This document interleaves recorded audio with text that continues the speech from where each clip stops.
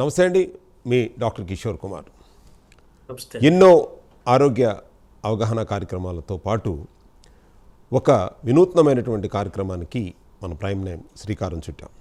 అదేంటంటే మన భారతదేశం ప్రాచీన వైద్య విధానంలో ఆయుర్వేదం అనేటటువంటిది ఒక ప్రాముఖ్యత కలిగి ఉన్నటువంటిది. దాదాపు 5,000 సంవత్సరాల నుండి ఎంతోమందికి మానవాళికి దాని యొక్క సేవలు అందిస్తూ మనందరినీ ఆరోగ్యంగా ఉంచే విధానమే ఆయుర్వేదం.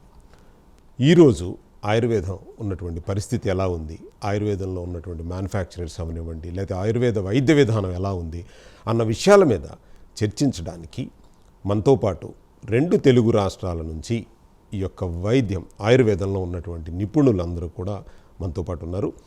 మన స్టూడియోకి ఫణి గారు ఉన్నారు మనతో పాటు.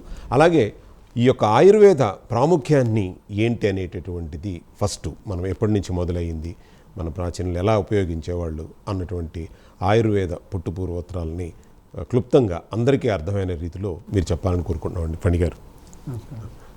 ఒక ఆయుర్వేదము చాలా గొప్పది సార్ చెప్పినట్టుగా కొన్ని వేల సంవత్సరాల నుంచి మనకు ఉంది. మన ఋషులకి ఇప్పుడు ఈ కాలంలో మనకి మైక్రోస్కోప్లు ఇవన్నీ వచ్చాయి, కానీ మన ఋషులకి ఎంత దివ్య దృష్టి ఉంటే అంటారో ఏమంటారో ఉందిగా, ఎంత బాగా వాళ్ళు చెప్పేవాళ్ళంటే ఓన్లీ హెర్బల్ మెడిసిన్స్ని వాడండి, హెర్బ్స్ మొత్తం టోటల్ మెడిసిన్ హెర్బ్ని వాడండి, మీకు సైడ్ ఎఫెక్ట్స్ రావు అన్నారు. చాలామందికి డౌట్ ఉంటుంది, హెర్బ్స్ ఎందుకు సైడ్ ఎఫెక్ట్స్ ఉండవు, అలా మిగతా కెమికల్స్ వాటికి సైడ్ ఎఫెక్ట్స్ ఎందుకు ఉంటాయి అని. హెర్బ్స్లో ఆల్కలాయిడ్స్ ఉంటాయండి. ఈ ఆల్కలాయిడ్స్లో మంచి చేసే ఆల్కలాయిడ్ ఉంటాయి, చెడు చేసే ఆల్కలాయిడ్ ఉంటాయి. ఈ చెడు చేసే వాటిని మంచి వాటిని నలిఫై చేస్తుంది. దీన్ని యాంటీడోట్స్ అంటారు టెక్నికల్గా. ఇది ఉండడం వల్ల ఈ హెర్బ్స్ వాడడం వల్ల సైడ్ ఎఫెక్ట్స్ రావు. అంటే ఫర్ ఎగ్జాంపుల్ మీకు ఎఫిడ్రిన్ తీసుకోండి, ఎఫిడ్రిన్ హైడ్రోక్లోరైడ్ని ఎఫిడ్రిన్ దీనిగా తయారు చేస్తారు, సింథటిక్గా చేస్తారు. అదే ఎఫిడ్రిన్ వల్గారిస్ అనేది హెర్బ్స్ నుంచి తీస్తాం. ఈ పొడి వేసుకుంటే హెర్బల్ కాఫ్ తగ్గుతుంది, ఎఫిడ్రిన్ హైడ్రోక్లోరైడ్ వేసుకున్నా తగ్గుతుంది. కానీ ఎఫిడ్రిన్ హైడ్రోక్లోరైడ్ వాడడం వల్ల మీకు మత్తు వస్తుంది, అంటే నిద్ర వస్తుంది. ప్లస్ మీకు ఎక్కువ 4-5 సార్లు వాడితే 6వసారి మళ్ళీ వాడాలనిపిస్తుంది, అంటే అడిక్షన్ అవుతారు. అదే మీరు పొడి ఈ హెర్బల్ ఎఫిడ్రిన్ వల్గారిస్ నుంచి తీసిన ఆకుల నుంచి తీసిన పొడిని వాడితే ఇటువంటి సైడ్ ఎఫెక్ట్స్ ఏవి రావు. నిద్ర ఉండదు, మీకు ఫ్యూచర్ మీరు వాడాలని ఒక కోరిక పడదు, అంటే అడిక్షన్ కూడా ఉండదు. కానీ దగ్గు మాత్రం తగ్గుతుంది. దీనికి కారణం ఏంటంటే దీంట్లో యాంటీడోట్స్ ఉన్నాయి. అంతేకాదు మన ఋషులు ఎంత తెలియగల వాళ్ళు అంటే, మన ఎనీ ఫంక్షన్స్ అంటే మన పెళ్ళిళ్ళు వాటిల్లో మామిడి తోరణాలు కట్టండి మీరు అంటారు. చాలామందికి తెలియదు మామిడి తోరణాలే ఎందుకు కట్టాలి, ఏమి కొబ్బరి ఆకులు ఈ తులసి ఇంకా మంచిది అంటారు, తులసి ఆకులు కట్టచ్చు కదా, మామిడి ఆకులే ఎందుకు కట్టాలి అనేది చాలామంది తెలియదు. ఎందుకంటే మెయిన్ ఋషులు ఈ మామిడాకులు చెట్టు నుంచి సపరేట్ చేసిన 48 అవర్స్ దాకా ఫోటోసింథసిస్ చేసుకుంటాయి. అంటే మనం తోరణంలో కడతాం, వాకిట్లో కట్టినప్పుడు ఇంతకుముందు ఏసీలు గీసులు ఉండేవి కాదు, కాబట్టి ఈ ఎగ్జాస్ట్ ఫ్యాన్లో ఏం లేవు. సో ఈ తోరణం కట్టినప్పుడు పెళ్ళిళ్ళు పేంటలు వచ్చినప్పుడు ఇంట్లో 10 మంది ఉంటారు, ఒకే రూమ్లో పడుకునేవాళ్ళు.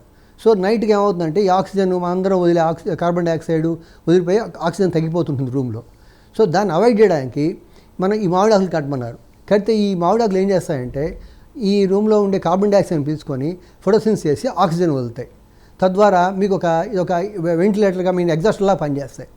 అంటే మన ఋషులు ఆలోచించారు. మనం ఇప్పుడు కనుక్కుంటున్నాం ఈ ఆక్సిజన్, ఇప్పుడంటే ఒక 100 సంవత్సరాలు అయిండొచ్చు, ఈ గాలిలో ఇవన్నీ ఉన్న ఆక్సిజన్ ఉంది, కార్బన్ డైఆక్సైడ్ ఇప్పుడు చెప్తున్నాం. కానీ కొన్ని వేల సంవత్సరాల నాడే ఋషులు చెప్పారు. కానీ అప్పట్లో ఈ గాలిలో ఆక్సిజన్ ఉంది, సూక్ష్మజీవులు ఉన్నాయి అంటే చూపించు అంటారు. చూపించలేదు. ఇప్పుడంటే మైక్రోస్కోప్ వచ్చింది కాబట్టి చూపిస్తాం, అప్పుడు చూపించాడు. కాబట్టి అది చెప్పకుండా సెంటిమెంట్ పెట్టేవాళ్ళు, నువ్వు మామిడి తోరణం కడితే లక్ష్మి ఇంటికి వస్తుంది కాబట్టి మంచిది, అట్లా చెప్పి నీ పెళ్ళి బాగా జరుగుతుంది, నీ ఫంక్షన్ బాగా జరుగుతుంది అని చెప్పేవాళ్ళు. అట్లా చెప్పి మామిడి తోరణం కట్టించేవాళ్ళు. అట్లాగే తులసి కోట పొద్దున్నే తులసి కోట తిరగమనేవాళ్ళు. ఎందుకు అంటే నువ్వు పొద్దున్న నైట్ అంతా మనం 10 మంది రూమ్లో ఉండి ఒకళ్ళు కార్బన్ డైఆక్సైడ్ వాళ్ళు పీల్చుకొని ఊపిరితిత్తులు క్లియర్గా ఉండవు. సో ఈ తులసి మొక్క ఏమంటే ఎర్లీ మార్నింగ్ సూర్యరశ్మి తగలంగానే ఆక్సిజన్ని 20 మీటర్స్ వరకు వెదజల్లుతుంది. అది ఈ మధ్య సైంటిఫిక్ కూడా ప్రూవ్ అయిందండి. దానివల్ల ఏమన్నా చుట్టూ పొద్దున్న తిరిగితే ఈ ఆక్సిజన్ పీల్చి మన లంగ్స్ ఊపిరితిత్తులు బాగా ఇదవుతాయి, క్లియర్ అయ్యి బాగా ఉంటుంది. ఇటువంటివన్నీ పూర్వీకులు ఎంతో వాళ్ళ జ్ఞానంతో చెప్పారండి. కాబట్టి ఇప్పుడు దాన్ని మూఢనమ్మకాలు అది అని చెప్పేసి కొన్నిటిని కూడా కొన్ని ఎక్కువగా ఉన్నాయి కాదను అట్లా చెప్పి తోసేస్తున్నారు. కానీ పర్ఫెక్ట్గా మన ఆయుర్వేదం పాటిస్తే ఎటువంటి జబ్బులు కానీ ఎటువంటివి ఏమీ రావండి. సో రైట్, ఒక్కసారి మనం జూమ్ కాల్లో రామకృష్ణ గారు అందుబాటులో ఉన్నారు. రామకృష్ణ గారు, యాక్చువల్గా ఇప్పుడు ప్రపంచం అంతా కూడా ఏఐ టెక్నాలజీ వచ్చేసింది, ఏఐతో పోటీ పడేటటువంటి తత్వం వచ్చేసింది. మరి మన ఆయుర్వేదం 5000 సంవత్సరాల క్రితం ప్రాచీనమైనటువంటిది. మరి ఈ ఏఐని తట్టుకుని నిలబడగలుగుతుందా, నిలబడలేదా? ఏఐ అనేది నాకు తెలిసి ఒక టూల్, అది కూడా ఒక సాధన సామగ్రి లాంటిది. సో ఏఐకి మీరు ఆయుర్వేదాన్ని ఫీడ్ చేస్తేనే కదా సమాధానం చెబుతుంది అది. సో నేనేమంటానంటే మన ఆయుర్వేదం వైద్యము ప్లస్ మన ఎక్స్పీరియన్స్లు వైద్యులు, ఇంతమంది ఇప్పుడు ప్రదీప్ లాంటి ఎక్స్పీరియన్స్డ్ వైద్యులు ఉంటారు, వాళ్ళు ఈ వైద్యం తాలూకా సారం అంతా మనం పబ్లిష్ లిటరేచర్ కానీ మనం చేసిన ఇవన్నీ సైంటిఫిక్ వర్క్స్ మనం పబ్లిష్ చేయగలిగితే, అది కానీ దాన్ని ఏమంటారు, ఒక డేటాబేస్లో వెళ్ళింది అనుకో, అప్పుడు ఈ ఏఏ ఆయుర్వేదంలో ఏవైతే చెప్పబడ్డాయో అవే చెప్తుంది. అంటే యాక్చువల్గా ఇక్కడ ఫార్మాస్యూటికల్స్లో ఉన్నటువంటి విధానాలు ఇంకా ఆయుర్వేదంలో రాలేదు. అంటే మీరు ఇందాక చెప్పినట్టు మన అంత లిటరేచర్ ఇది కానీ, లేకపోతే రీసెర్చ్ బేస్డ్ కానీ, లేకపోతే మనం చేసేటటువంటి మన క్లినికల్ ఆస్పెక్ట్స్లో కానీ ఆయుర్వేదంలో ఇంకా అంత ప్రాచుర్యం రాలేదు. అందుకోసం నేను అడుగుతున్నాను. ఎందుకంటే మన ఆయుర్వేదం అనేటటువంటిది ప్రస్తుతం ఫార్మాస్యూటికల్తో పోటీ పడాలి, లేకపోతే కుంటుపడిపోతుంది. సో దానికి నేను అడుగుతున్నాను సార్. లేదు సార్, మనం డెఫినెట్లీ ఇప్పుడున్న ప్రభుత్వం, సెంట్రల్ గవర్నమెంట్ కానీ స్టేట్ గవర్నమెంట్లో కానీ ఉన్న విధానాలు అవన్నీ కూడా నేను ఈ మధ్యన చాలా వర్క్షాప్స్ అటెండ్ అయ్యాము.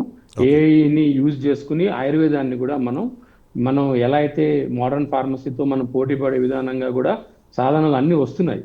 నాకు తెలిసి ఇంకా ఒక 5 సంవత్సరాల లోపల మనం కూడా ఏఐ ద్వారా మనం చాలా మట్టుకు దాన్ని ఏమంటారు డయాగ్నోసిస్ కానీ, ఇప్పుడు మీకు చూసారంటే నాడీ దీనికి కొన్ని ఆర్టిఫిషియల్ ఇవి కూడా వచ్చేసాయి గ్యాడ్జెట్స్. ఇప్పుడు బ్లడ్ ప్రెషర్ మానిటర్, అలాగా మనం నాడీ దీన్ని బట్టి మన కాన్స్టిట్యూషన్, లేదంటే మన సీజనల్ కాన్స్టిట్యూషన్ ఎలా ఉంది, ఇలాంటివన్నీ వస్తున్నాయి. డెఫినెట్గా త్వరలో రాబోయే రోజుల్లో మనం కూడా ఏఐని ఆయుర్వేదంలో యూజ్ చేసుకుని, ఇప్పుడు చాలా స్టడీస్ కూడా అవుతున్నాయి. అంటే మోడర్న్ పెద్ద పెద్ద కంపెనీలు, ఇప్పుడు జిఎస్కే లాంటి కంపెనీలు, డాక్టర్ రెడ్డీస్, అంటే మంచి పెద్ద పెద్ద కంపెనీల వాళ్ళు కూడా ఏఐని యూజ్ చేసుకుంటూ ఆయుర్వేదాన్ని దీని లోపల ఎలా అకామిడేట్ చేయాలని, ప్లస్ ఇదంతా కూడా అందరూ సమగ్రంగా మనం కృషి చేస్తేనే ఏఐలో కూడా మనం కూడా దానికి అవుట్పుట్ మనం ఇవ్వగలం అనమాట. రైట్, అంటే యాక్చువల్గా before Covid, after Covid scenario కనుక చూసుకుంటే ఈ యొక్క ఆయుర్వేదానికి ఒక మరింత ప్రాచుర్యం అనేటటువంటిది ఆఫ్టర్ కోవిడ్ తర్వాత వచ్చిందనేటువంటిది ఎంతవరకు వాస్తవం? అంటే అది రావడానికి గల కారణం ఏంటంటే, కోవిడ్ ముందు నేను ఒక చిన్న ఇన్స్టెన్స్ చెప్తాను. మా క్లినికల్ ఎక్స్పీరియన్స్, మా కొలీగ్స్ వాళ్ళు చెప్పినవి. కోవిడ్లోని మనకు ఏ మందు వేయాలి, ఎలా చేయాలి అని సతమతం అవుతున్న సమయంలో ఆయుర్వేదం వాళ్ళ ప్రిన్సిపల్స్ ప్రకారం వాత పిత్త కఫాలు దీన్ని చూసుకుంటూ వాళ్ళు ఆయుర్వేదం మందులు ఇవ్వడం జరిగింది. ఎవరైతే ఆయుర్వేదం మందులు తిన్నారో సింపుల్ తులసి, దాల్చిన చెక్క, మిరియాలు, బెల్లము, యాలక్కాయలు, ఈ ఐస్ క్వాత్స్, దాంతోపాటు హెవీ మెటల్స్లోని కొన్ని ఉన్నాయి, సమీర్పన్ నగరస్, తాళసింధూరం ఇలాంటివి. మీరు తాళసింధూరం రైల్ ట్యూబ్లో వేస్తే ఆక్సిజన్ SpO2 65 ఉన్న వాళ్ళు 95కి వెళ్ళిపోయిన ఎన్నో దాఖలాలు మా దగ్గర ఉన్నాయి. కాకపోతే ఏంటంటే జనాలు హెవీ మెటల్ కానీ భయం, కిడ్నీలు పాడైపోతాయని. కానీ కోవిడ్లో ఎంతో మంది ప్రాణాలను కాపాడింది హెవీ మెటల్స్ కానీ ఆయుర్వేద వైద్య విధానం కానీ. సో దాని తర్వాతనే మీరు చెప్తే నెంబరు మా సేల్స్ కూడా, అంటే మేము ఈ హెవీ మెటల్స్తోనే ఎక్కువ బేస్ చేసుకుని మందులు తయారు చేస్తాము, వాటి సేల్స్ చాలా ట్రిపుల్ అయినాయి. స్పెషల్లీ రససింధూరం, ఏదైతే మెర్క్యూరీ, సల్ఫర్ ఈ కాంబినేషన్స్తో చేసే మందులు అన్ని కూడా బాగా ప్రాచుర్యం వచ్చాయి. ప్లస్ జనాల్లో కూడా కాన్ఫిడెన్స్ కూడా బాగా పెరిగింది. సార్ ఇంకోటి, ఈ హెవీ మెటల్స్ అన్నారు కాబట్టి సందర్భంలో యాక్చువల్గా ఈ హెవీ మెటల్స్ వల్ల ఈ కిడ్నీస్ ప్రాబ్లమ్స్ వస్తున్నాయి, లేకపోతే లివర్ ప్రాబ్లమ్స్ వస్తున్నాయి ఈ ఆయుర్వేద మెడిసిన్ వాడటం వల్ల అనేటువంటిది ఒకటి జనాల్లో ఉంది. అది ఎంతవరకు వాస్తవం అంటారు? అది ఒక నిజంగానేనా, లేకపోతే అది ఒక అపోహ ఉందా? సార్ యాక్చువల్లీ ఏంటంటే, ఎప్పుడైతే మనం మందులు టెక్స్ట్ బుక్లోని శాస్త్రోక్తంగా చెప్పినట్టు విధానంగా తయారు చేయమో, మనం ఏదైనా షార్ట్ కట్లు లేకపోతే దాని ప్రాసెసింగ్ పూర్తిగా చేయకుండా మనం ఏదైనా చేస్తే, అంటే బుక్స్లోని మన ఆథెంటిక్ టెక్స్ట్ బుక్స్లో చెప్పినట్టుగా, అప్పుడు తర్వాత పథ్యం, ఈ రెండు కూడా ఉన్నాయి మెయిన్. ఆ రెండు పాటించకపోతే ఆయుర్వేదం పుస్తకాల్లోనే చెప్పారు ఏమని, ఇవి కానీ సరిగ్గా మందులు సరిగ్గా చేయకుండా మనం వాడితే మనకు ఉదర రోగాలు వస్తాయి, యాసైటిస్ అని ఇవన్నీ చెప్పబడ్డాయి. సో మనం రెండు ఆలోచించాలి. ఒకటి, ప్రాసెసింగ్ ఆఫ్ మెడిసిన్ కరెక్ట్గా ఉండాలి. తర్వాత పథ్యము, తర్వాత కరెక్ట్ పథ్యం దేనికి, మనిషికి కాదు, ఆ రోగానికి ఈ మందు ఎలా పనిచేయాలో దాని కెమిస్ట్రీకి ఆ బేస్ క్రియేట్ చేయడానికి దాని, because all heavy metals are just like vehicles, అవన్నీ కూడా లోపల ఈ మందుని పట్టుకెళ్తాయి. సో ఏదైనా ఒక మందుతోనో ఒక కషాయంతోనో స్వరసంతోనో భావన చేయమంటారు. అప్పుడు ఏమవుతాయంటే ఈ చిలేటింగ్ ఏజెంట్స్ అన్నీ కూడా ఈ హెవీ మెటల్స్ని ఈజీగా ఎక్స్క్రీడ్ అవడానికి మనకి బాడీలోని సింథసిస్ చేస్తాయి. అందుకే మీరు చూసారంటే హెవీ మెటల్స్ ఏవి కూడా బాడీలో అబ్జర్వ్ కావు. రస్సింధూరము ఇడ్ నాట్ అబ్జర్వ్డ్ ఇన్ గట్, అయినా కూడా రస్సింధూరం చేసిన మందులు అద్భుతంగా పనిచేస్తాయి.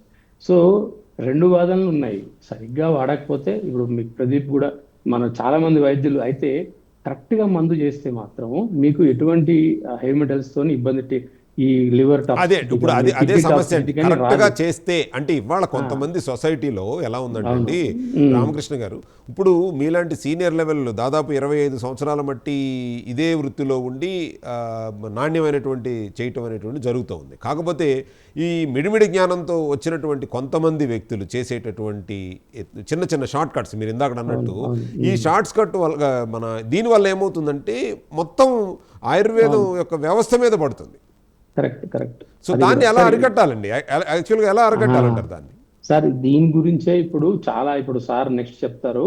ఈ షెడ్యూల్డ్ టీ అని అవన్నీ ఇవన్నీ చాలా వస్తున్నాయి. షెడ్యూల్డ్ టీ అని కొత్త ఇంకా ఇది వచ్చి రసశాస్త్రానికి మందులు తయారు చేయడానికి స్పెషల్ జిఎంపి, తర్వాత కంటామినేషన్ కాకుండా ఎలా చేయాలని గవర్నమెంట్ ఆల్రెడీ అన్ని విధి విధానాలని ఆల్రెడీ ఫ్రేమ్ చేశారు. కాకపోతే మనం సాధ్యం వరకు ఇప్పటికే చాలా మట్టుకు స్ట్రీమ్ లైన్ చేశారు, ఇంకా స్ట్రీమ్ లైన్ అవుతుంటుంది. అన్నిటికన్నా దీనికంటే ముఖ్యం మన ఎఫికసీ స్టడీస్. తర్వాత ఇది నిజంగా efficacy studies Jamnagar, Jaipur, Banaras Hindu university లాంటి ఆయుర్వేదిక్ యూనివర్సిటీస్లోని చాలా స్టడీస్ అవుతున్నాయి. And they are very safe అని అనిమల్ స్టడీస్ పైన కూడా చాలా అవుతున్నాయి. కాకపోతే ఏంటంటే అవి పబ్లిష్ అవ్వాలి, వెలుగులోకి రావాలి, ప్లస్ జన సామాన్యంలోకి రావాలి. అంటే ఇండస్ట్రీస్ని వాటిని అడాప్ట్ చేసుకోవాలి. చేసినప్పుడు ఆ విధంగా చేసినప్పుడు డెఫినెట్గా రసౌషధాలు, వాటి తర్వాత ఎన్ని రోజులు వాడాలి, తర్వాత ఇవన్నీ ఒక చదువుకున్న వైద్యుడి దగ్గర మందులు తీసుకుని రిజిస్టర్డ్ మెడికల్ ప్రాక్టీషనర్, సో వాడి ఆధ్వర్యంలో ఈ మందులు తింటే మాత్రం డెఫినెట్గా అవి హాని చేయవు. రైట్. థ్యాంక్ యూ రామకృష్ణ గారు. సో సీనియర్ డాక్టర్ ప్రదీప్ గారు,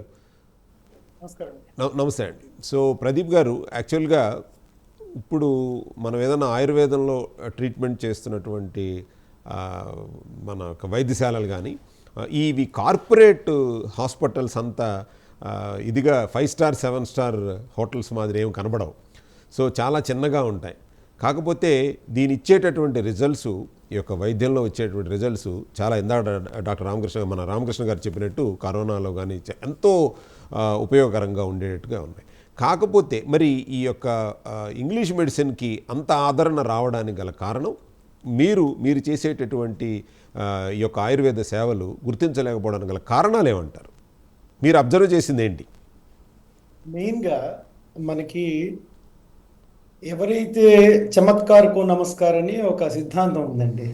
అంటే స్టార్టింగ్లో ఇప్పుడు బ్రిటిషర్స్ వచ్చినప్పుడు మన ఆయుర్వేదాన్ని వచ్చే రిజల్ట్స్ ఏవైతే ఉన్నాయో అవి ఎలా వచ్చేవి, బాగా చేదు మందులు తీసుకుని అలా తీసుకుని వచ్చేవి.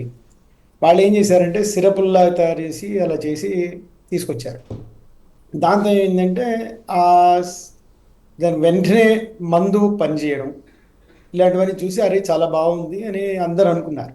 ఇదే మంచి మెడిసిన్ అని అనుకున్నారు. ఇంకోటి ఏంటంటే మన శాస్త్రంలో దీనికి ఎకనామికల్గా ఉండేటట్టు చూశారు, కానీ దీన్ని ఒక కమర్షియల్గా చూడలేదు. అంటే మీరు చూస్తే వైద్యులు ముందర ఒక బడిపంతులు, లేకపోతే ఒక పూజారు లేకపోతే ఎవరో అలా పోస్ట్ మ్యాను అలా ఉండేవారు. దానికి ఒక ప్రత్యేకమైన వృత్తి లేదు. బట్ బేసికల్లీ అంటే నేను అలోపతి వాళ్ళని అన్ను, కానీ ఆ అలోపతిలో అంత హంగామా ఎక్కువ ఉంటుందంటే అప్పట్లో చాలా బాగుంది అనుకున్న వాళ్ళే దాని పోను దాని సైడ్ ఎఫెక్ట్స్ అవన్నీ చూసి దాని మీద అవగాహన వచ్చిన తర్వాత వాళ్ళు కొంచెం దాని మీద కొంచెం లేదు దీంట్లో సైడ్ ఎఫెక్ట్స్ ఉన్నాయి, మన సిస్టమే కొంచెం బెటర్ అని చేంజ్ అయిన వాళ్ళు ఉన్నారు. దీనికి మెయిన్గా ఏంటంటే ఎకనామికల్ బ్యాక్గ్రౌండ్ లేకపోవడము, ఇంకోటి ఎక్కువ నెంబర్ ఆఫ్ డాక్టర్స్ దీంట్లో లేకపోవడం అనేది నెంబర్ చూస్తే కనుక 1000:10 కూడా ఉండదండి, 1000:1 కూడా ఉండదు. 1000 డాక్టర్స్ అలోపతి ఉంటే 1 డాక్టర్ ఆయుర్వేదం ఉన్నారు. మీకు చూడలేకపోతే మీరు ఇప్పుడు చుట్టుపక్కల చూస్తున్నారు, 10 అలోపతి డాక్టర్లు ఉన్నారు, ఒక్క ఆయుర్వేదిక్ డాక్టర్ అంటే ఎవరిది కళ్ళలో కనిపిస్తుంది? దిస్ ఈజ్ ఆల్సో మీ దీనిలాగా టీఆర్పీ రేటింగ్ లాగా ఎవరు చూస్తారో వాళ్ళది ఎక్కువ ఉన్నట్టు అనుకుంటారు అంతే. అవును అవును కానీ మీరు ఈ కరోనా టైంలో కానీ లేకపోతే చికెన్ గున్యా టైంలో కానీ చూస్తే కనుక when most of the medicines were failed, అంటే పెయిన్ కిల్లర్స్ ఇప్పుడు అన్ని వాడినా కూడా పనిచేయకపోవడం మొదలెట్టిన తర్వాత ఆయుర్వేదానికి వచ్చినప్పుడు ఆయుర్వేదంలో బేసిక్ ప్రిన్సిపల్స్ ఏవైతే ఉంటాయో అవి వాడి దాన్ని తగ్గించడము జరిగినప్పుడు అప్పుడు ప్రజలకి ఒక మంచి ఇది వచ్చింది.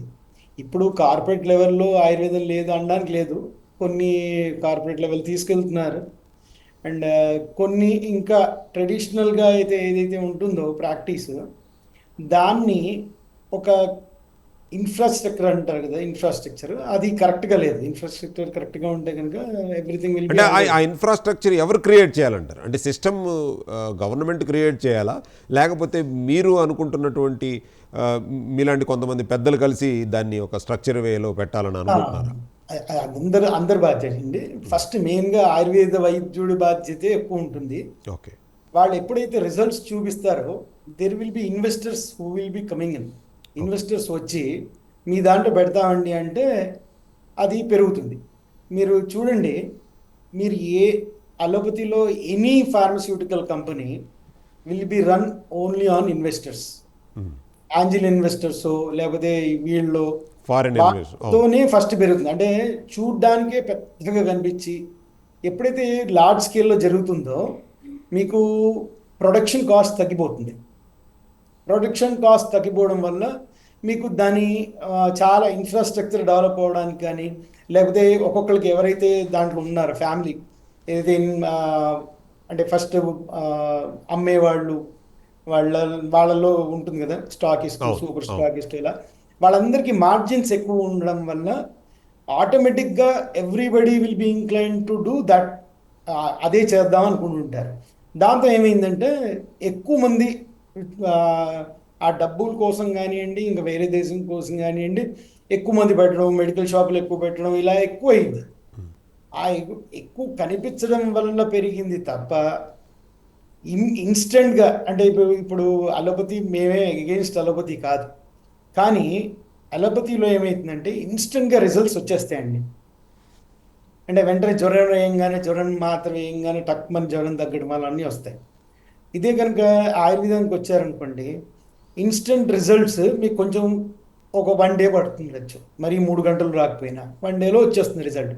అది ఆగలేని సిద్ధాంతాలు. ఇప్పుడు అందరికీ 5 డే మ్యాచ్ చూడరు ఎవరు, 2020 చూస్తారు. సో దానివల్ల ఈ ప్రాబ్లం ఏంటంటే all the things which are మనం అనుకుంటాం ఇది అన్నీ మంచిది, మనం అడాప్ట్ చేసుకున్నాం, ఇది ఈజీ అని, ఈజీ పోయి అన్ఈజీ తయారైంది. అంటే దాని సైడ్ ఎఫెక్ట్స్ రావడం కానీ దాంట్లో ఎక్కువ ఉంది. ఇప్పుడున్న గవర్నమెంట్ ఏదైతే ఉందో central government, it is trying to give big hand, ఒక మంచి చేయూతని ఇస్తోంది. చాలామంది కలిసి దీంట్లో కనుక కరెక్ట్గా ఇన్ఫ్రాస్ట్రక్చర్ డెవలప్ చేసి కనుక చేస్తే అలోపతి ఆయుర్వేదానికి సంపూర్ణమైన స్టేట్ వస్తుందండి. రైట్. Thank you. మళ్ళీ వస్తానండి మీ దగ్గరికి. శ్రీనివాస్ గారు, యాక్చువల్గా మీరు ఏపీలో మన ఆయుర్వేద అసోసియేషన్కి హెడ్గా కూడా ఉన్నారు.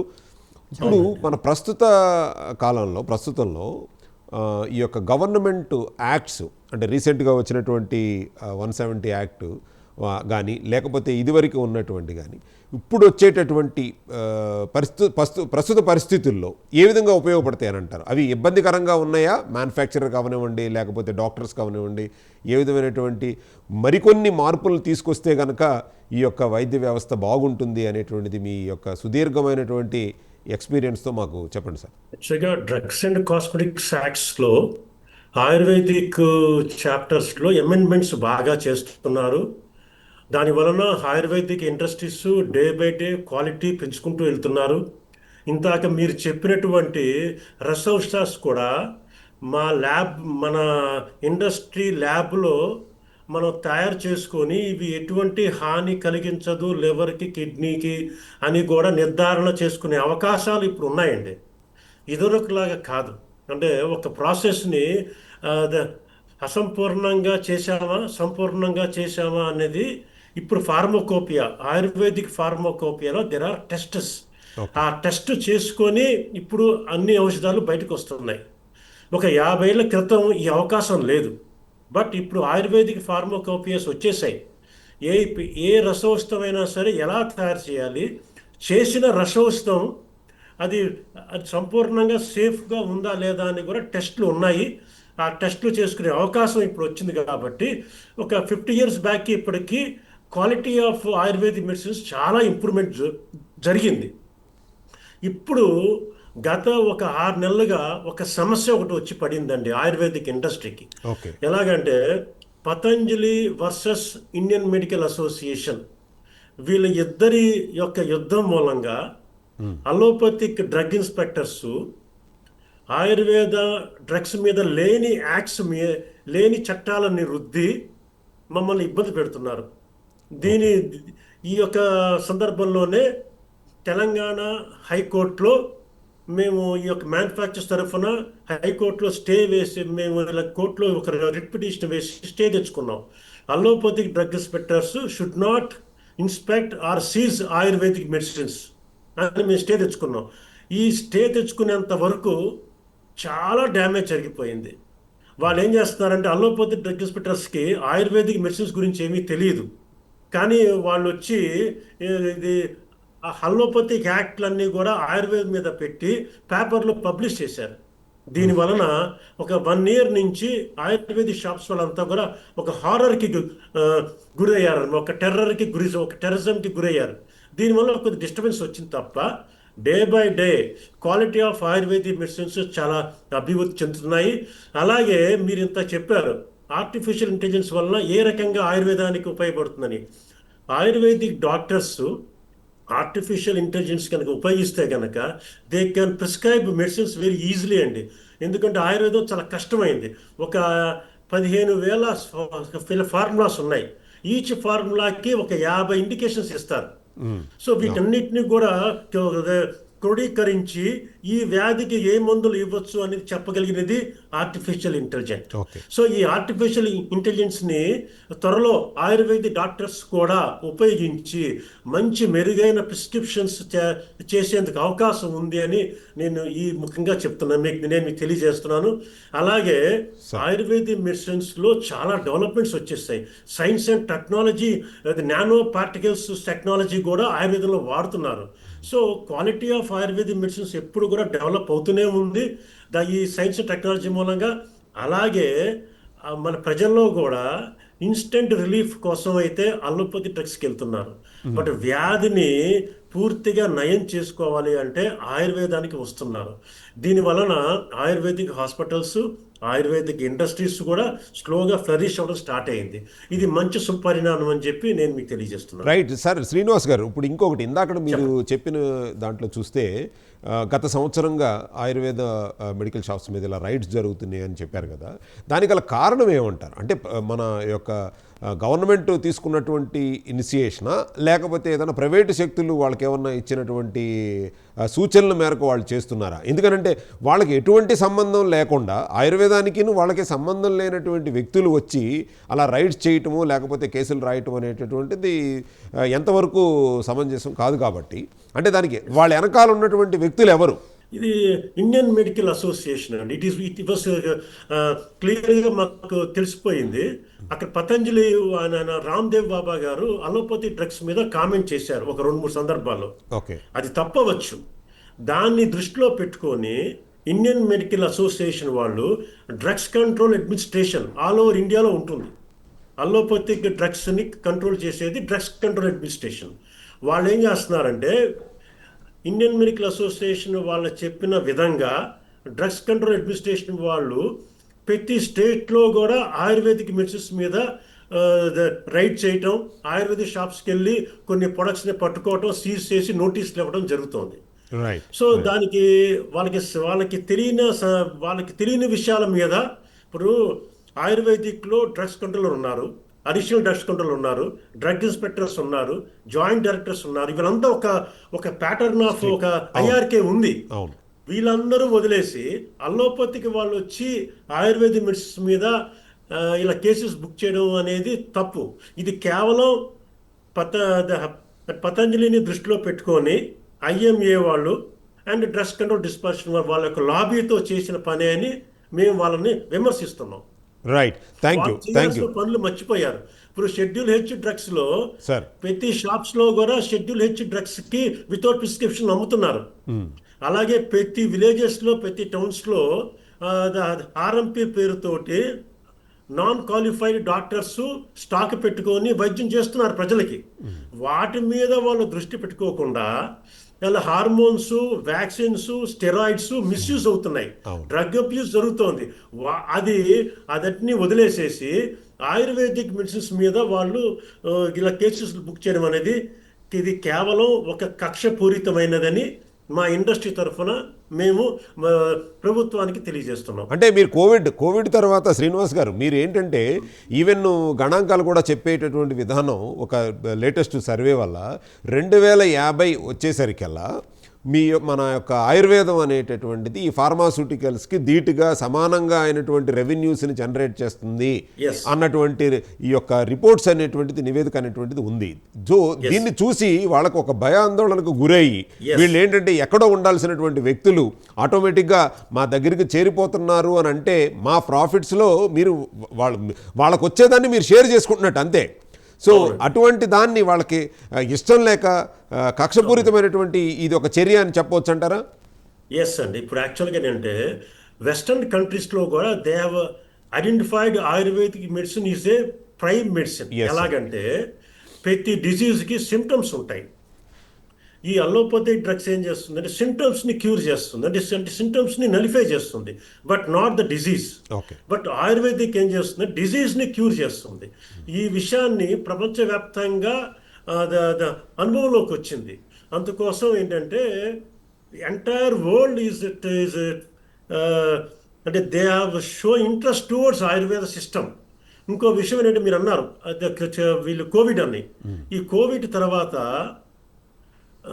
మన మనిషికి ఇమ్యూనిటీ పెంచాలన్నా అండ్ ఆటో ఇమ్యూన్ డిజార్డర్స్ని మనం క్యూర్ చేయాలన్నా ఓన్లీ అవకాశం ఏంటంటే ఆయుర్వేదిక్ మెడిసిన్స్.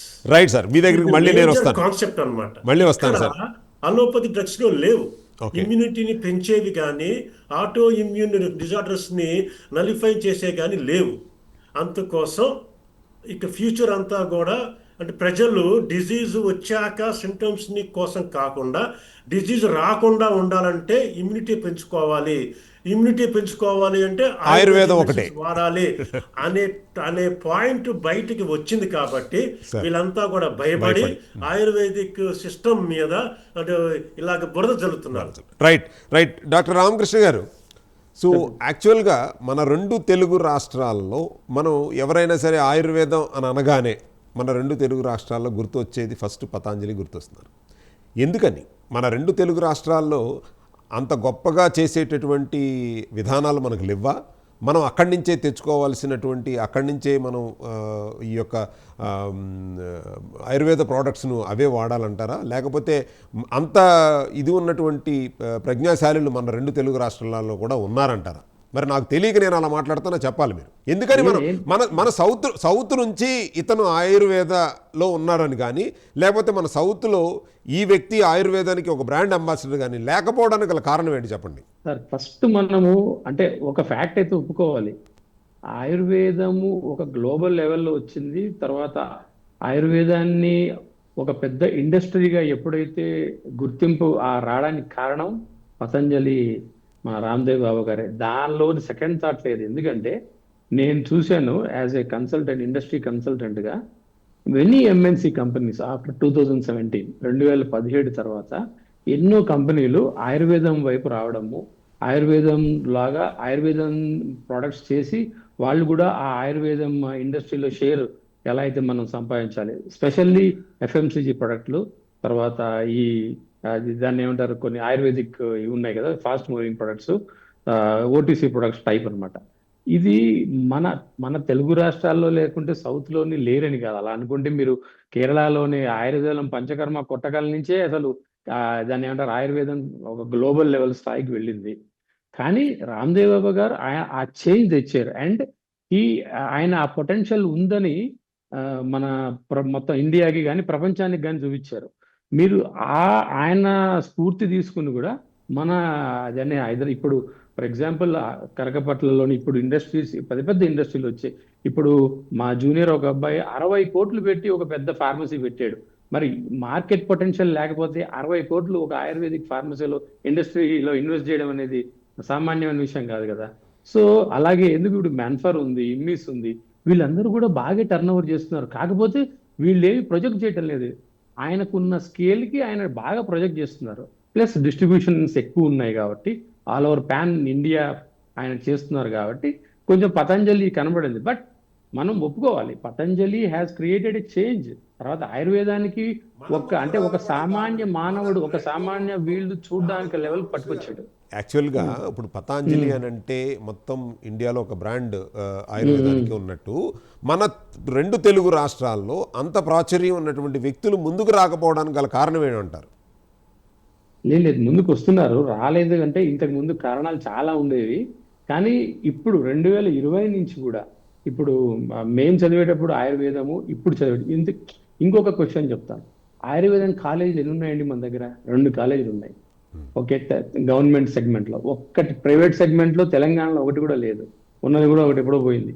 సో ఇప్పుడు తెలంగాణ ఒక ఇండస్ట్రియలిస్ట్, ఒక ఆయుర్వేదిక్ ఇండస్ట్రియలిస్ట్ రావాలంటే కూడా వాడు కాలేజీ చదువుకుని వచ్చిన వాడైతేనే, ఎవడో ఒకడు దాని అంటే ఆయుర్వేదం చదువుకుని వాళ్ళు పెట్టారనుకో ఇండస్ట్రీ డిఫరెంట్గా ఉంటుంది. ఆయుర్వేదం చదువుకున్న వాళ్ళు, తర్వాత చదువుకున్న వాళ్ళు ఈ మందులు తయారు చేసే ఉపయోగంలో నంబర్ ఆఫ్ క్లినిక్స్ ఎక్కువ ఉండాలి, నంబర్ ఆఫ్ ఆడియన్స్ కూడా ఉండాలి కదా. అంటే ఆయుర్వేదం డాక్టర్లు ఎక్కువ ఉండాలి. సో ఎప్పుడైతే కాలేజెస్ ఎక్కువ అయ్యి ప్లాట్ఫామ్, అన్లైక్ మీరు కర్ణాటక కానీ మహారాష్ట్రలో కానీ చూసారంటే చాలా కాలేజీలు, 50 కాలేజీలు ఇంటూ 5,000 మంది వస్తారు బయట డాక్టర్లు. మన దగ్గర ఎంతమంది? 200 మంది వస్తున్నారు. సో ఇది కూడా ఒక కారణం. But now scenario is changing. ఇప్పుడు నేను కూడా ఇంట్రెస్ట్ పెట్టాను 2020లోని. And we're also contributing to Ayurvedic fraternity. మంచి మందులు తయారు చేద్దాం అదే ఉద్దేశంతో పెట్టాం. సో అలా ఏం లేదు, కానీ ఇట్ టేక్స్ టైం డెఫినెట్లీ. మనము ఇప్పుడు ఇప్పుడు ఇమ్మిస్ మన సార్ ఉన్నారు, మన్ఫర్, వీళ్ళందరూ కూడా మంచి ప్రొడక్ట్స్ తయారు చేస్తున్నారు. కేరళలో వెళ్ళారంటే మొత్తం మన్ఫర్ ఇమ్మిస్ ప్రొడక్ట్లే వాళ్ళు సగం వాడతారు. సో ఉంది, లేదని లేదు. కాకపోతే మనకు కొంచెం టైం పడుతుంది రామ్దేవ్ బాబాకి ధీటుగా చేయాలంటే. టైం పడుతుంది అంటారా? సరే డాక్టర్ ప్రదీప్ గారు, సో యాక్చువల్గా ఇప్పుడున్నటువంటి ప్రస్తుత గవర్నమెంట్ పరిస్థితుల్లో మన 2 తెలుగు రాష్ట్రాల్లో కనుక ఆయుర్వేదం మరింత ఆదరణ పొందాలన్నా, ప్రాచుర్యంలోకి రావాలన్నా, సో ఈ డాక్టర్స్ సంఖ్య పెరగాలన్నా ఎటువంటి చర్యలు తీసుకుంటే, లేదా ప్రభుత్వం ఎటువంటి సహాయ సహకారాలు అందిస్తే ఈ ఆయుర్వేదానికి చేయూతగా ఉంటుందంటారు? మొదటిగా ఫస్ట్ అసలు యూనివర్సిటీస్లో కాలేజెస్ని పెంచాలండి. ఓకే. అండ్ దానికి కొన్ని లాస్ ఉన్నాయి యాక్చువల్లీ. దానికి ఒక రూల్స్ ఉన్నాయి. ఆ రూల్స్ని కొంచెం దాన్ని సులువుగా చేస్తే కనుక ఇక్కడ పెరుగుతాయి. ఫస్ట్ మీరు మహారాష్ట్రలో చూసినా, కర్ణాటకలో చూసినా, ఇంత రామకృష్ణ గారు చెప్పినట్టు మనకి అక్కడ కాలేజీలు ఎక్కువ ఉన్నాయి, ఎక్కువ డాక్టర్లు కనిపిస్తారు. మీరు ఊర్లో చూస్తే ఒక 10 ఆయుర్వేదిక్ క్లినిక్లు కనిపిస్తాయి, అన్నీ కనిపిస్తూ ఉంటాయి. ఇక్కడి నుంచి మొత్తం వచ్చేది ఒక 100 మంది వస్తారండి బయటికి పర్ ఇయర్. ఓకే. 100 మందిలో 50 మంది వాళ్ళ కష్టాలు నష్టాలు బట్టి వాళ్ళు చేయరు ప్రాక్టీస్. 50 మంది చేస్తారు. 50 మంది చక్కగా ప్రాక్టీస్ చేసినా మీకు కనిపిస్తుందా? కనిపించదు కదా. అసలు మీడియా వాళ్ళకి, ఇందాక రామ్దేవ్ బాబా గారు కేవలం మీడియాతోనే పైకి వచ్చారు అన్న సిద్ధాంతం మీకు తెలియాలి. మీరు ఒక ఛానల్ పొద్దునే అందరూ యోగా ఏదైతే ఫ్రీగా ఉంటుందో అది చేస్తూ, ఆయన యోగాతో పాటు ఆయుర్వేదాన్ని కలిపి చెప్పినప్పుడు ఎప్పుడైతే బిలీఫ్ సిస్టమ్ పెరిగిందో, ఆ బిలీఫ్ సిస్టమ్ వల్ల సంపూర్ణమైన అవగాహన వచ్చింది ప్రజలకి. ఆయన ఒకరు. ఇంకా మన ఇక్కడ కూడా చాలామంది కూడా ఉన్నారు, నాకు పేర్లు కరెక్ట్గా అంత తెలీదు. బట్ ఎప్పుడైతే మీడియా ఏచూరి. మీరందరూ ఎప్పుడైతే బయటకు వచ్చి దీని గురించి చెప్తారో అప్పుడు అవగాహన పెరుగుతుందండి. So Right. మీడియాలో అవగాహన ఒకటి, కాలేజీలు పెట్టడం ఒకటి, ఈ రెండు చేయాలి. మీరు చూడండి, మన తెలంగాణలో ఇప్పటిదాకా రిజిస్ట్రేషన్ ఆఫ్ ఆయుర్వేదిక్ డాక్టర్స్ కానీ, అంటే డాక్టర్స్ అంటే డాక్టర్ క్లినిక్ కానీ అది ప్రాపర్గా లేదు. అంటే అర్థం ఏంటి? ఇది తెలంగాణలో మనం ఇంకా దాన్ని చూడట్లేదని కాదు, నెంబర్ ఆఫ్ కాలేజ్ తక్కువ ఉండడం వల్ల గవర్నమెంట్ కూడా అవగాహన ఉండదు. మనమే అవగాహన పుట్టించాలి. లేకపోతే అది ఏమవుతుందంటే 50 మంది ఉండి గట్టిగా అరిచినా కూడా క్రౌడ్లో ఏం వినిపిస్తుందండి? వినిపించదు. ఏం వినిపించదు. అద్భుతంగా పాడేవాడు కూడా వాడికి మైక్ ఇవ్వకపోతే కనుక పాడుతున్నాడా లేదో కూడా తెలియదు. అదే మన తెలంగాణ రాష్ట్రంలో ఆయుర్వేదిక్ డాక్టర్ల పరిస్థితి. మీరిచ్చే సూచన ఏమంటారు? ఇలా చేస్తే కనుక ఇప్పుడు మనం రేవంత్ రెడ్డి గారి సర్కారు ఉంది కాబట్టి మీకు ఎటువంటి విధానాలను తీసుకొస్తే బాగుంటుందని అంటారు? ఈ మా యొక్క ప్రైమ్ లైన్ ముఖంగా మీరు చెప్పొచ్చు. సెంట్రల్ గవర్నమెంటే ఒక ఏరియా 100 కిలోమీటర్స్కి ఒక ఆయుర్వేదిక్ హాస్పిటల్ పెట్టి దాన్ని టీచింగ్ హాస్పిటల్ లాగా చేసి దాని దగ్గరలో ఉన్న దాన్ని ఒక యూనివర్సిటీ లాగా చేస్తే కనుక ఫస్ట్ అది ఇన్ఫ్రాస్ట్రక్చర్ లేదండి. ఇన్ఫ్రాస్ట్రక్చర్ ఉంటే నెంబర్ ఆఫ్ డాక్టర్స్ పెడతారు. ఇప్పుడు కర్ణాటక నుంచి, కేరళ నుంచి వచ్చే డాక్టర్స్ ఇక్కడ పెట్టుకుంటున్నారు. మీరు చూస్తే కనుక అవును, అవును. 10% ఆయుర్వేదిక్ వాళ్ళు ఎవరైతే ఉన్నారో ఇక్కడ 10% ఆంధ్ర వాళ్ళు, తెలంగాణ వాళ్ళే ఉన్నారు. 10%. 90% కేరళ నుంచి చదివిన వాళ్ళు, కర్ణాటక నుంచి చదివిన వాళ్ళు, మహారాష్ట్ర నుంచి చదివిన వాళ్ళందరూ వచ్చి ఇక్కడ ఉన్నారు. సో మన రాష్ట్రంలో కేవలం నెంబర్ ఆఫ్ స్టూడెంట్స్ తక్కువ అవడం వల్లే మన ఇంత ప్రచారం లేదు. మనకి కనుక కాలేజెస్ వస్తే గవర్నమెంట్ వాళ్ళు ఇప్పుడు సెంట్రలైజ్డ్ అయింది మొత్తం అంతా. ఎంసెట్ కాకుండా ఇప్పుడు నీట్ పరీక్ష అయింది. అదొక్కటి కాకుండా సెంట్రల్ గవర్నమెంట్ ఏం చేసుకోవాలంటే ఇక్కడ హాస్పిటల్తో పాటు ఒక టీచింగ్ హాస్పిటల్ ఖచ్చితంగా పెట్టేటట్టు చూడాలి. ఇక్కడ ఓన్లీ 2 యూనివర్సిటీస్ ఉన్నాయి. ఆ యూనివర్సిటీస్ లో ఒక్కొక్కటే ఒక కాలేజ్ ఉంది. అంటే ఇలా చేస్తే మీరు ఎంత బాగా చేసినా కూడా అది బయట రాదు. ఇప్పుడు కరోనా టైంలో మీరు చూస్తే కనుక ఆయుర్వేదిక్ చాలా బాగా ఎవ్రీ డాక్టర్, నేను చూసే ప్రతి డాక్టరు చాలా బాగా చేశారండి ట్రీట్మెంట్. వాళ్ళ ఇంట్లోనే ట్రీట్ చేయడం అన్నీ చేయడం చేశారు. అది ప్రచారంలోకి ఎప్పుడు వస్తుంది? ఎప్పుడైతే దాని నెంబర్స్ పెరుగుతాయి. నెంబర్స్, టీఆర్పీ ఈజ్ ఇంపార్టెంట్ అండి. ఏదైనా ఛానల్ అయినా కానివ్వండి, ఆయుర్వేదిక్ కానివ్వండి, ఎంతమంది దాన్ని చూడగలుగుతున్నారు అంటే దాని అవగాహన లేక కాదు. అవగాహన ఉన్నా కూడా ఇక్కడ ఆయుర్వేదం మంచిగా ఉంది, ఇక్కడ లేదు, ఇక్కడ బాగుంది అని తెలియాలి. రైట్. అంటే ఇంకొకటి ఈ సందర్భంలో ఇంకొకటి ఏంటంటే ఇప్పుడు స్టూడెంట్స్కి, ఇప్పుడు యంగ్స్టర్స్కి మీరు ఇచ్చేటటువంటి సూచన ఏంటంటే, అంటే రాబోయే కాలంలో ఆయుర్వేదం మంచి ఆల్మోస్ట్ ఫార్మాస్యూటికల్ అవి ఈక్వల్గా అయ్యేటటువంటి పరిణామం ఉంది అని అంటున్నారు. కాబట్టి ప్రస్తుతం ఇప్పుడు విద్యార్థి దశలో ఉన్నవాళ్ళు ఎప్పుడైతే కనుక ఒక స్టెప్ తీసుకోవాలనుకున్న వాళ్ళకి యాజ్ ఎ ఎక్స్పర్ట్గా మీరు ఇచ్చేటటువంటి సూచన ఏమంటారు విద్యార్థులకి? నేను ఇచ్చే ఫస్ట్ సూచన అండి, బిలీవ్ ఇన్ ఆయుర్వేద.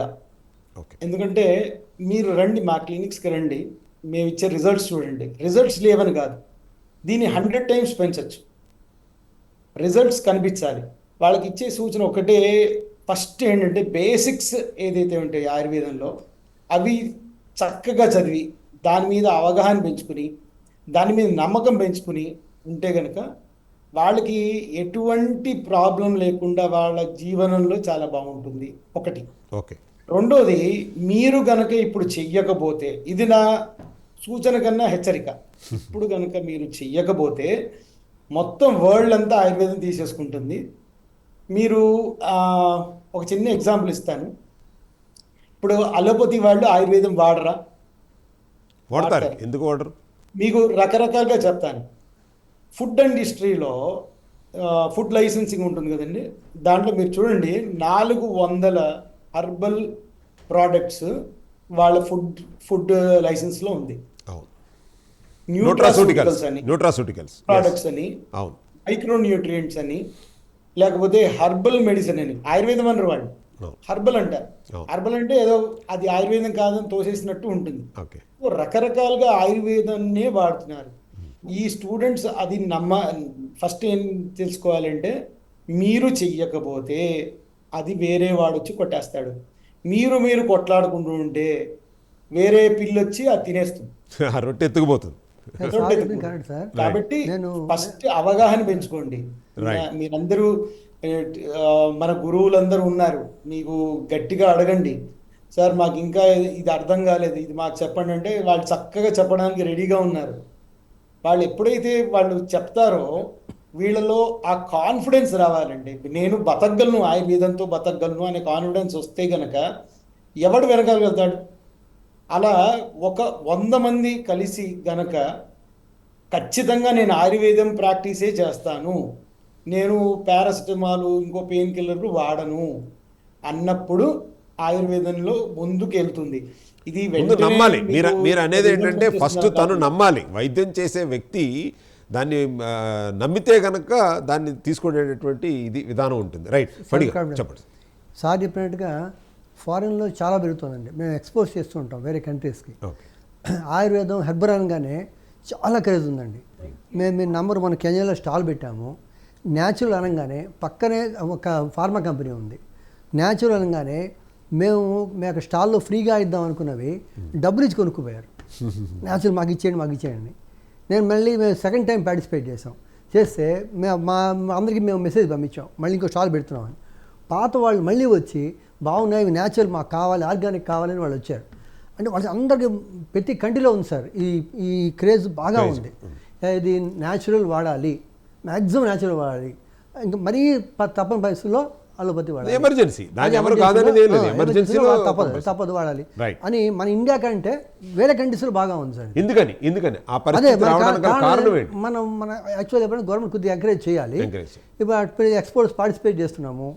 అదే వేరే కంట్రీస్లో అయితే కొన్ని సెగ్మెంట్లకి కొన్ని రాయితీలు ఇచ్చారు.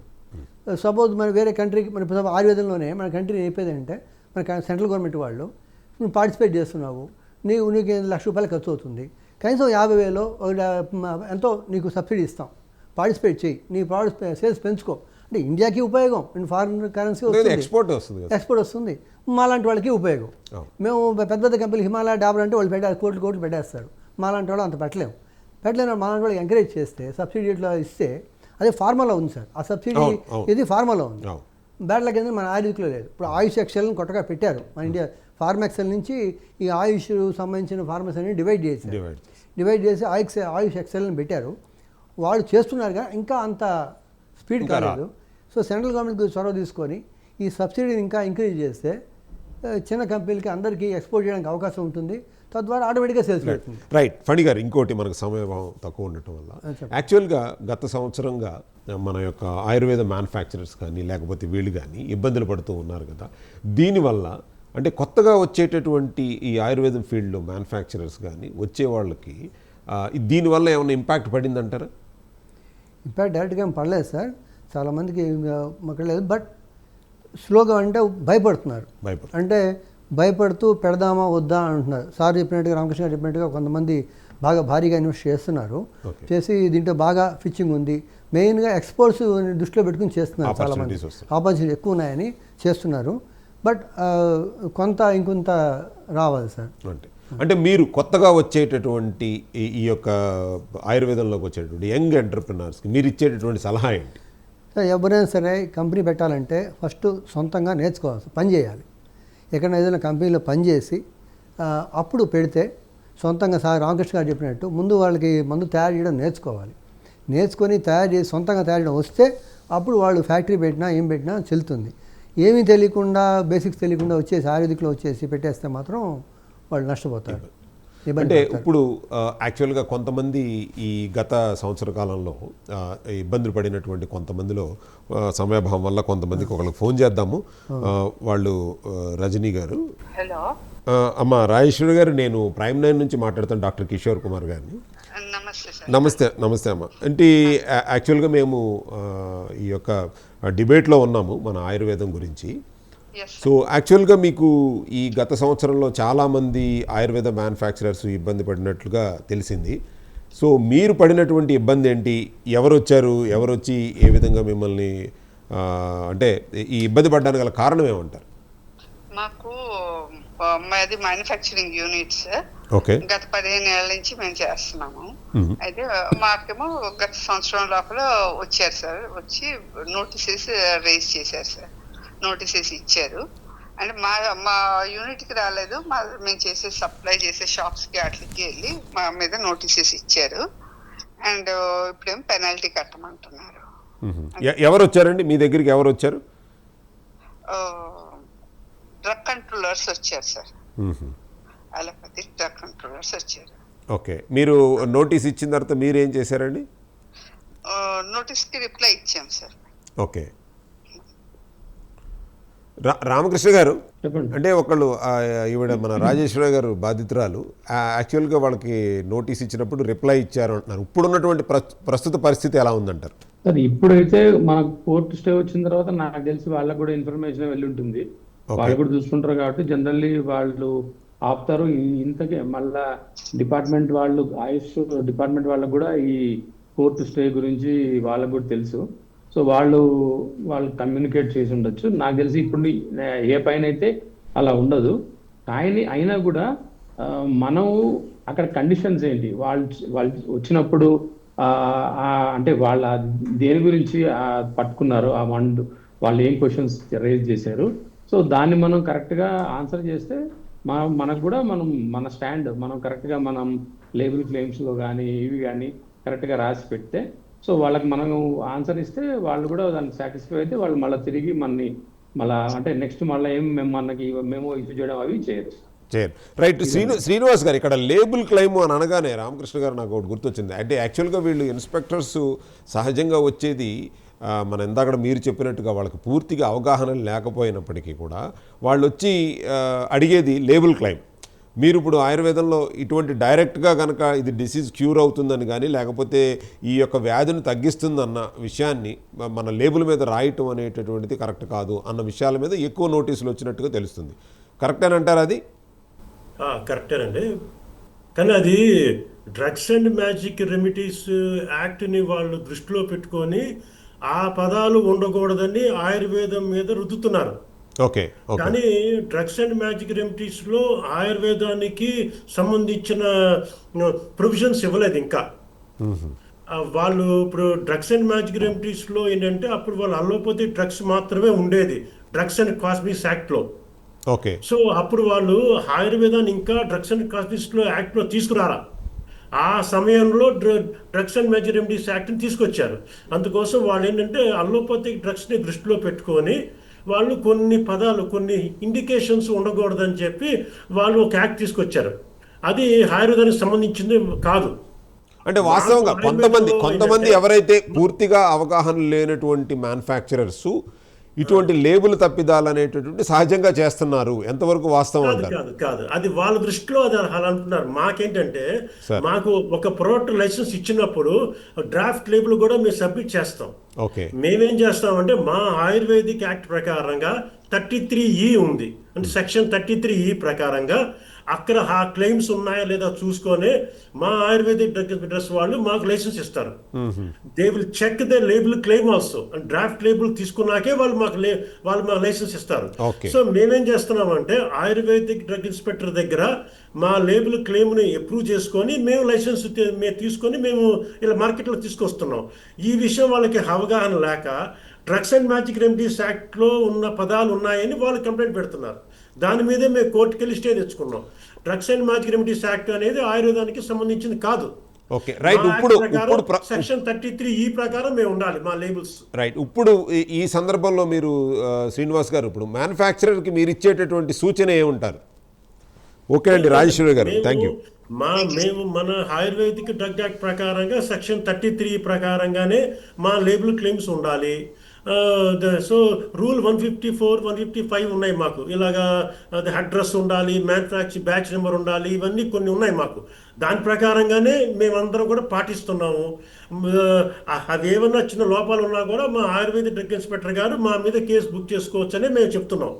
అంటే మా అవగాహన లేని వాళ్ళు ఆయుర్వేదంలో ఏది ఉండాలో ఏది పదాలు ఉండకూడదో అవగాహన లేని డిపార్ట్మెంట్ వచ్చి మా మీద యాక్షన్ తీసుకోవడం అనేది మేము వ్యతిరేకిస్తున్నాం.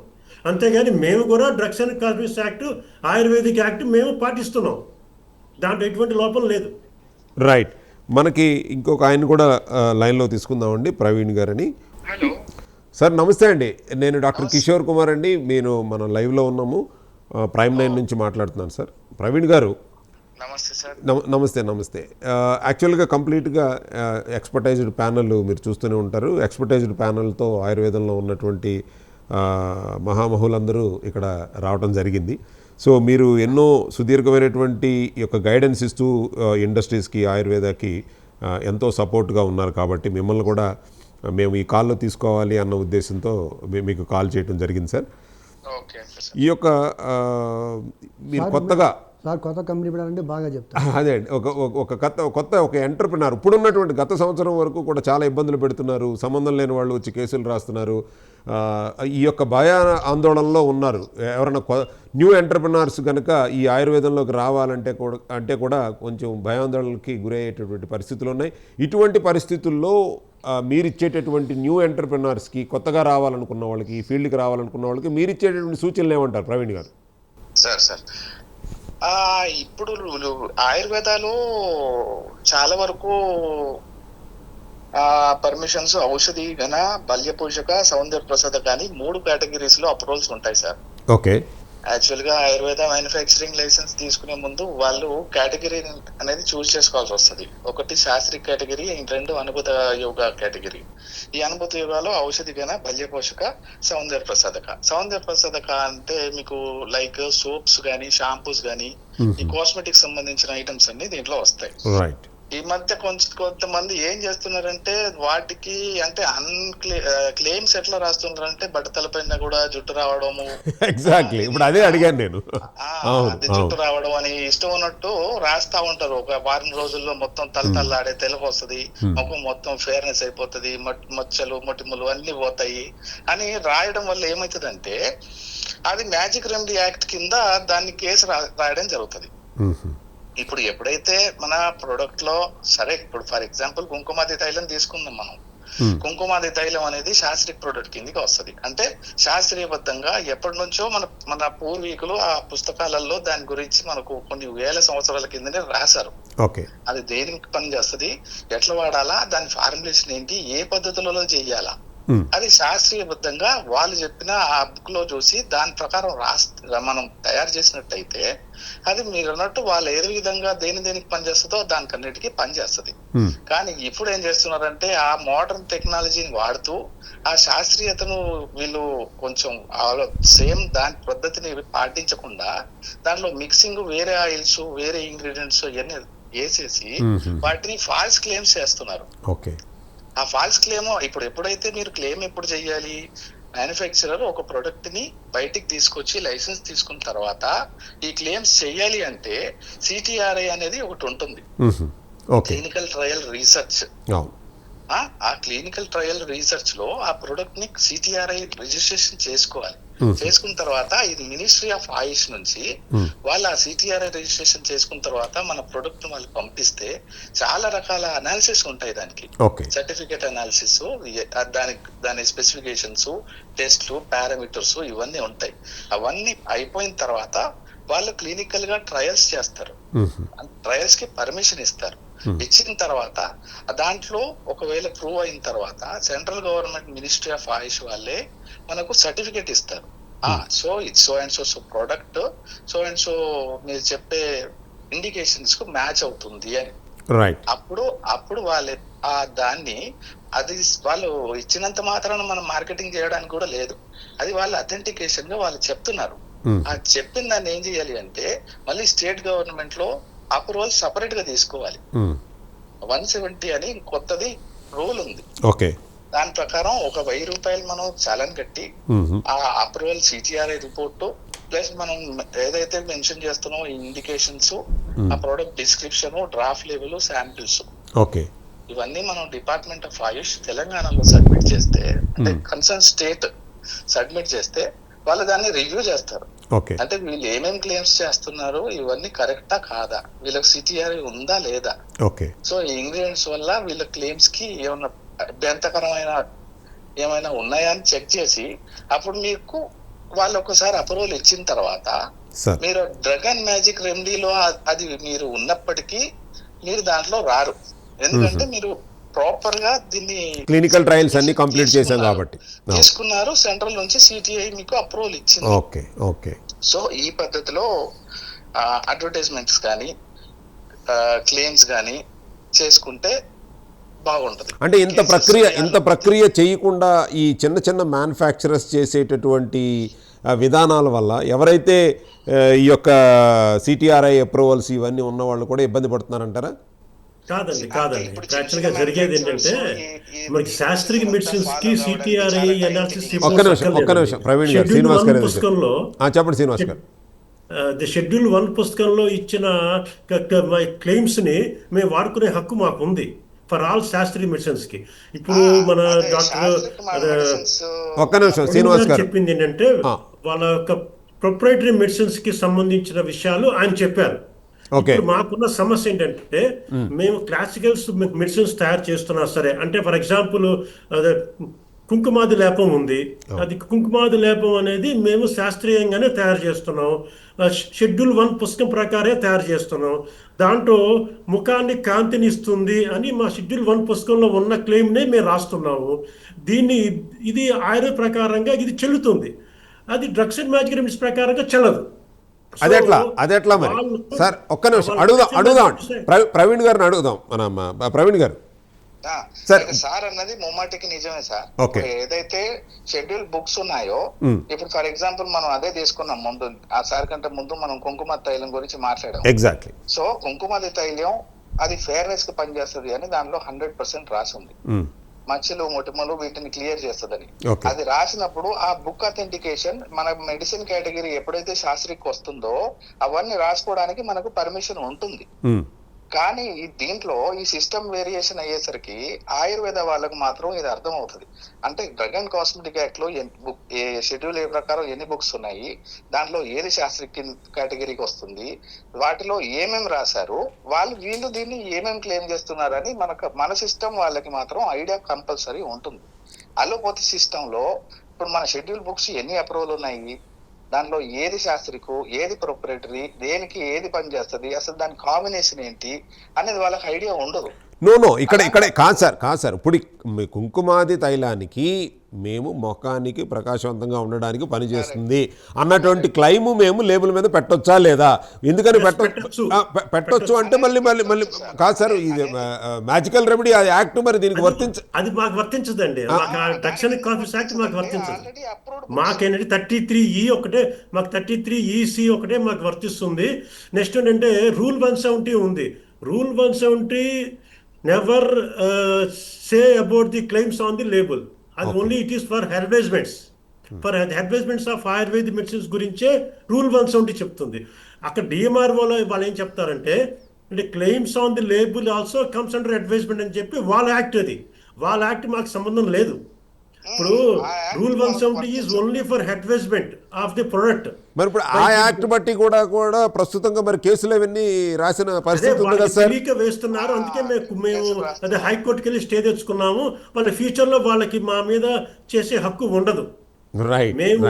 మేము ఫాలో అవ్వాల్సింది 33EC ప్రకారం మేము మా లేబుల్స్ ఉండాలి. అడ్వర్టైజ్మెంట్ చేస్తే కనుక రూల్ 170 ప్రకారం ఉండాలి. రూల్ 170లో ఎక్కడ క్లెయిమ్స్ ఆన్ ది లేబుల్స్ అనేది లేదు. అసలు మేము ఫాలో అయ్యేది 33EC and rule 170. Right sir. Srinivas గారు థ్యాంక్ యూ. మనకి ప్రవీణ్ గారు, చివరిగా మీరు ఇప్పుడు రావాలనుకున్న వాళ్ళకి ఆయుర్వేదం ఫీల్డ్లోకి రావాలి, యాజ్ ఎ మ్యానుఫ్యాక్చరర్గా కానీ డిస్ట్రిబ్యూటర్గా కానీ రావాలి అనుకున్న వాళ్ళకి ఉన్నటువంటి అవకాశాలు ఏంటి? సో ఇవేంటో మీరు ఎలా వస్తే కనుక ఏ విధంగా మొదలు పెట్టాలి అనే దాని మీద ఒక క్లుప్తంగా 1 minute చెప్పండి సార్. ఓకే, ఆయుర్వేదంలో రావాలనుకున్న వాళ్ళు ఫస్ట్ శాస్త్రీయంగా ఆయుర్వేద అంటే ఏంటి, ఆయుర్వేదాలో ఏ ప్రొసీజర్ ప్రకారం మ్యానుఫ్యాక్చరింగ్ చేయాలి అనేది ఫస్ట్ ఫస్ట్ పాయింట్ సార్ తెలుసుకోవాల్సింది. Okay. బ్యాక్గ్రౌండ్ లేకుండా ఇష్టం ఉన్నట్టు వాళ్ళకి నచ్చినవన్నీ పెట్టేసి దానికి ఒక ఆయుర్వేదం అని పేరు పెట్టేసి లైసెన్స్ తీసుకొని ఫాల్స్ క్లెయిమ్ చేసి ఈ కేసులలో ఇరుక్కుపోవడం కరెక్ట్ కాదని నేను చెప్తున్నాను. ఆయుర్వేద గురించి ఫస్ట్ స్టడీ చేయాలి, బేసిక్ నాలెడ్జ్ అయినా ఉండాలి.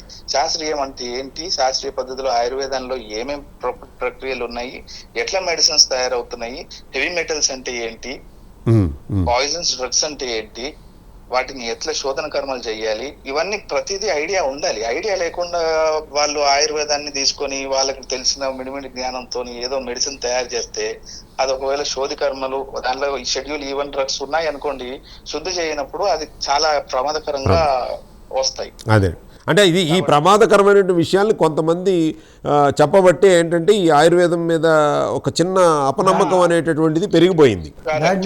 దానివల్లనే అది శుద్ధి సరిగా కానప్పుడు, లేకుంటే ప్రాపర్ గా అది మెడిసిన్ ప్రిపేర్ చేయనప్పుడు అది దాని సైడ్ ఎఫెక్ట్స్ కూడా అలానే ఉంటాయి. కాబట్టి ఆయుర్వేదంలో వచ్చే వాళ్ళు కంప్లీట్ గా దీని గురించి బేసిక్ నాలెడ్జ్ అయినా తెలుసుకున్న తర్వాతనే ఇండస్ట్రీకి రావాలని నా అభిప్రాయం. Right. Thank you sir. Thank you Praveen. Thank you sir. Sir చెప్పినట్టు చాలా కంపెనీలు మిస్లీడ్ చేయడం వల్ల ప్రజల్ని ఆయుర్వేదం కూడా బ్యాడ్ నేమ్ వస్తుంది సార్. బ్యాడ్ నేమ్ వస్తుంది.